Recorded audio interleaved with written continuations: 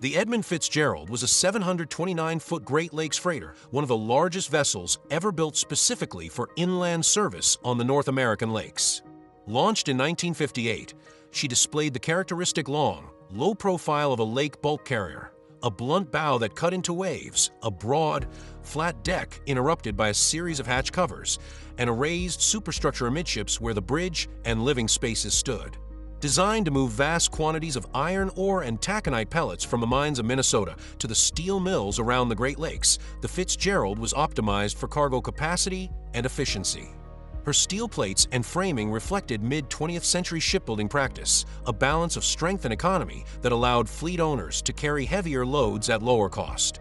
In the towns and ports that lined the lakes, she loomed as both an industrial tool and a civic presence, an engine of regional commerce, and for those who worked on her and lived beside the water, a daily sign of livelihood.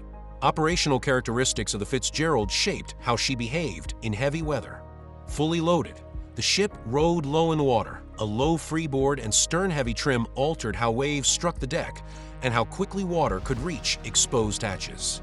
Cargo holds extended deep into her hull and were protected by heavy hatch covers that depended on proper securing and maintenance to remain watertight in a storm. Machinery spaces, pump systems, and bilge architecture formed the ship's defenses against flooding, while the watch teams and engineering staff were tasked with monitoring trim, bilge levels, and the function of pumps and generators. Captain Ernest M. McSorley, veteran of the lakes, commanded the Fitzgerald during her final voyage. The crew numbered 29 men, a mix of officers, engineers, mates, and deckhands who knew the rhythms of the lakes and the seasonal routines of loading, routing, and winter layup. The final voyage began on November 9, 1975, when the Fitzgerald departed Superior, Wisconsin, bound for Detroit with a full cargo of taconite pellets. Late season runs on Lake Superior carried inherent additional risks: shorter days, colder sea surface temperatures, the onset of icing conditions, and the potential for rapidly developing low-pressure systems that could tighten into violent gales. The region's maritime folklore warns of the Witch of November, an old phrase describing how storms around that month can arrive with deceptive speed and unforgiving power. The lake's long fetch allowed wind to build sustained swell and long-period waves, waves that strike a vessel with steady, repeated force and that can expose weaknesses in hull integrity and deck sealing. Meteorological conditions on November 10th produced exactly the kind of extreme environment that turns routine seamanship into an urgent struggle. The storm that formed over the upper lakes brought winds reported at near hurricane force, driving snow and spray, and waves building into the tens of feet. Such a sea state posed multiple hazards at once: violent motions that stressed hulls, powerful green seas sweeping over deck, and freezing spray that could coat railings and superstructures with ice, altering weight distribution and reducing freeboard. Radar systems of the era, helpful in normal conditions, could be degraded by heavy precipitation and sea spray, while visual navigation was compromised by darkness and blowing snow. Communication depended on VHF radio, and radio exchanges from that afternoon and evening record mounting difficulty and concern. During the day, the Fitzgerald and the Arthur M. Anderson, another freighter in the area, kept in contact. The Fitzgerald reported heavy weather and occasional problems with radar, and both ships monitored positions and conditions as the storm intensified. Reports from the Fitzgerald noted stern trim, an indication that she rode heavily by the stern, and the presence of water on deck at times. At 7:10 p.m., the Fitzgerald transmitted a terse and resolute message: "We are holding our own." That phrase, calm and professional, became the final clear transmission. Shortly thereafter, the Fitzgerald disappeared from visual sight and from radar returns. The Anderson, searching through spray and darkness, watched the other vessel vanish into the storm. When rescue resources later combed the area, they found scattered debris, an empty life jacket, papers, pieces of equipment, but no survivors. The ship and all 29 men aboard had been lost within hours on a November night.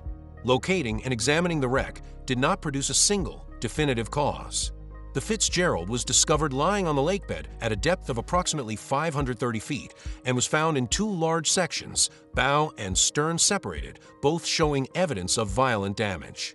Sonar images and later dives revealed twisted steel, ruptured plates, and structural deformation consistent with catastrophic failure. Yet those images do not capture the precise series of moments that led from a routine cargo run to a ship breaking under storm stress. The cold, deep water both preserved certain features and obscured others, and investigators working from scattered physical evidence, witness reports, and ship records arrived at multiple plausible but incomplete explanations. Hatch failures and progressive flooding formed one leading set of explanations. Bulk carriers rely on hatch covers and coamings to keep seawater from entering cargo holds. If wave action sweeps water across deck and waves overwhelm or damage hatch securing mechanisms, water can flood into the holds.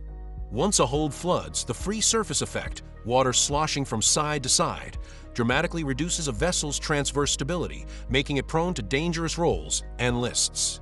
A heavy load deep in the hull and a severe onset of flooding can overwhelm pumps and dewatering systems in minutes, turning a controlled situation into a rapidly escalating emergency. Another possibility is structural failure through cumulative fatigue or sudden fracture. Repeated pounding by long-period waves places enormous cyclic stress on hull plates, joints, and internal framing. If corrosion, cracks, or maintenance lapses had weakened critical zones, then an extreme wave or combination of stresses might have caused a fracture that precipitated rapid structural collapse. The discovery of the wreck in two main pieces is consistent with violent structural separation, though exactly how, where, and when such a breakup began is not conclusively documented. Grounding on a shoal or unauthorized contact with the lake bottom has also been proposed. Whitefish Bay contains shoals and features that require careful navigation, especially under limited visibility and when instruments are compromised. A grounding can breach hull plating, disable steering, or initiate rapid flooding. In a storm, the consequences of a grounding can be compounded almost immediately by wave action. Cargo shift, movement of the taconite inside holds, could have altered the ship's center of gravity, contributing to a sudden list. Ice accretion on decks and superstructure would add topside weight and raise the center of gravity, further reducing stability in an already stern-heavy vessel. Human and systemic factors are integral to any complete picture. The reliability of pumps and power plants, the ability of crews to access flooded compartments in heavy seas, and command decisions about heading, speed, and whether to seek shelter or ride out the storm all play roles. In many maritime disasters, a combination of marginal decisions and environmental extremes converges to produce a catastrophic result. Loss of power, overwhelmed bilge systems, and the inability to execute standard damage control procedures under the conditions reported that night would have limited the crew's options. Investigations by the U.S. Coast Guard and other bodies examined these technical and operational vectors and made recommendations intended to reduce the risk of similar losses. The inquiries emphasized improved maintenance and testing of hatch covers, better operational guidance for late-season voyages, and more conservative approaches to routing in heavy weather. Long-term effects included adjustments in inspection regimes and shipboard procedures, changes in how weather information was communicated to mariners, and attention to structural monitoring and maintenance practices. Technological advances in the decades since, improved weather forecasting, satellite imagery, modern navigation aids, stronger materials, and more robust onboard monitoring have reduced some vulnerabilities but could not eliminate the fundamental fact that the Great Lakes are capable of sudden, violent storms. Cultural response amplified the Fitzgeralds' place in public memory. In 1976, Gordon Lightfoot wrote and recorded The Wreck of the Edmund Fitzgerald, an elegiac ballad that wove together factual elements and poetic sensibility. The song captured the departure, the storm's rise, the terse radio exchanges, and the absence that followed, translating a regional maritime disaster into a narrative with wide emotional resonance. Lightfoot's ballad became the dominant cultural vehicle through which many people learned about the Fitzgerald, and its refrain, invoking the gales of November, entered popular language as a shorthand for the storm's merciless force. Music condensed the event into lyric and melody, allowing the story to cross borders and to reach audiences far removed from the Great Lakes. Memorials, ritualized remembrance, and local history practices sustained the story across generations. Plaques and benches in ports, such as Superior and other Great Lakes towns, commemorate the names of the lost and provide places for annual gatherings. Families, colleagues, and maritime organizations hold ceremonies that read names aloud, lay wreaths, and preserve personal artifacts and oral histories. Museums and historical societies collected documents, photographs, and testimonies, creating curated narratives that preserve the human dimension of the disaster. Diving expeditions and scientific surveys returned images and data that complemented historical accounts, producing a layered record of the wreck site that both informed technical inquiry and fueled public fascination.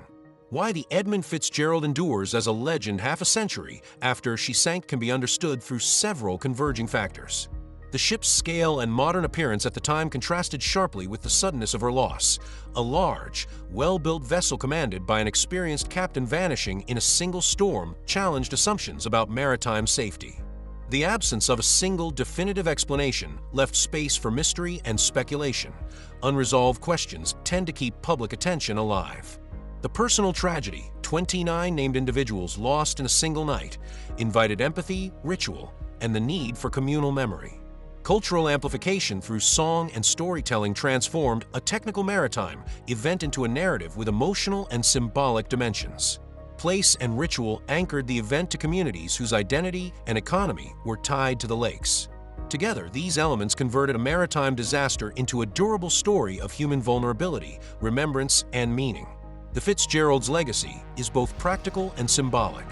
Practically, the loss prompted attention to safety procedures, hatch cover integrity, and the need for conservative operational decisions during hazardous seasons. Symbolically, the ship stands as a reminder of the limits of human control in the face of elemental forces, and as an emblem of the men whose labor enabled regional industry. The wreck on the deep lakebed remains a grave and a point of study. Artifacts recovered or recorded, sonar maps, and photographs provide fragmentary but powerful testimony to violent forces at work. Even as technical studies continue to refine understanding, the story of the Fitzgerald remains a living memory because communities tend, through ritual and art, to keep certain events present. Annual commemorations, museum exhibits, and the recurring playing of a mournful ballad ensure that the names of the lost, the date of the sinking, and the image of a steel ship consumed by November waves remain accessible and resonant. The lake itself, cold, deep, and capable of both preserving and concealing, contributes to the ship's mystique. 50 years after the storm, the Fitzgerald continues to teach lessons about seamanship and safety, to serve as a touchstone for communities on the Great Lakes, and to remind anyone who hears the tale that even the largest human creations remain vulnerable to the forces of nature.